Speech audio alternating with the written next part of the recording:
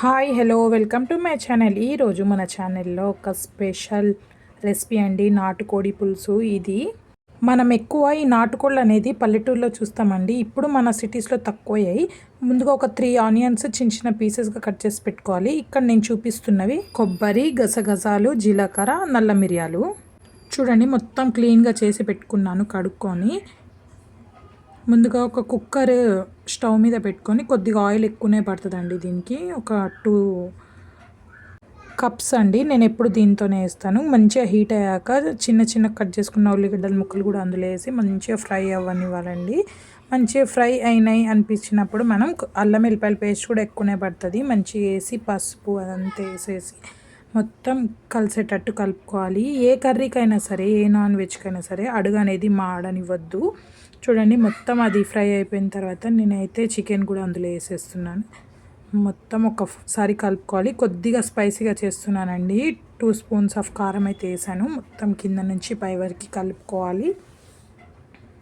మనం ఇప్పట్లో ఈ బాయిలర్ చికెన్స్ తింటున్నాం, కానీ అప్పట్లో మన ఓల్డెన్ డేస్, మన అమ్మమ్మ కాలంలో అయితే ఎక్కువ అన్నీ నాటుకోళ్ళే నచ్చేటివండి. చూడండి, మొత్తం కలుపుకున్న ఒక 5 మినిట్స్ కూడా అది అయిపోయిన తర్వాతకి మళ్ళీ ఒకసారి అడుగంటనీయకుండా కలుపుకొని మంచిగా నేను ఇందాక చూపించిన మసాలాలు పౌడర్ చేసుకొని వేసానండి. అవి చాలా మంచి టేస్ట్ ఇస్తాయి. చికెన్ మసాలాలు అలా ఏంటి ఏం వాడకుండా జస్ట్ న్యాచురల్గా హోమ్లో చేసినవి.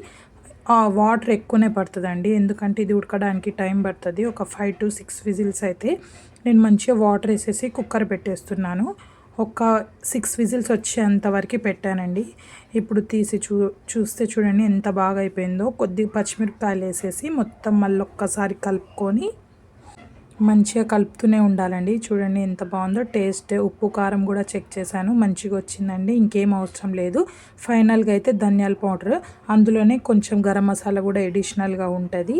లాస్ట్ మనము దించే ముందు కొద్దిగా కొత్తిమీర వేసుకొని మళ్ళీ ఒక్కసారి కలుపుకొని కాసేపు అలా ఒక 2-3 మినిట్స్ పెట్టేస్తే చాలండి. ఎంతో టేస్టీగా ఉంటుంది. కొంచెం టైం పడుతుంది కానీ చూడండి, మనం ముక్క ఎలా ఉడికిందో ఇలా చూసుకోవాలండి. వేడిగా ఉంటుంది కదా, కొద్దిగా వాటర్ వేసి చూడాలండి. ఫైనల్గా ఇట్లా అయిపోయింది. ఇదైతే వేడి రైస్తో సర్వ్ చేసుకుంటున్నానండి నేను. మీలో ఎంతమందికి ఇష్టం అండి? ఈ నాటుకోడి ఇష్టమా, లేకపోతే బాయిలర్ చికెన్ ఇష్టమా? ఇది హెల్దీ కూడా అండి. అవి ఇంజెక్షన్స్ వేసి పెంచుతున్నారు అంటారు. సో కొంచెం అవి కూడా తింటాం, కానీ ఇది తక్కువ. చూడండి, మీకు నా రెసిపీ నచ్చినట్టయితే ఒక లైక్ అండ్ సబ్స్క్రైబ్ చేయండి. Thank you. సంగటితో అయితే ఇంకా చాలా బాగుంటుందండి. Thank you.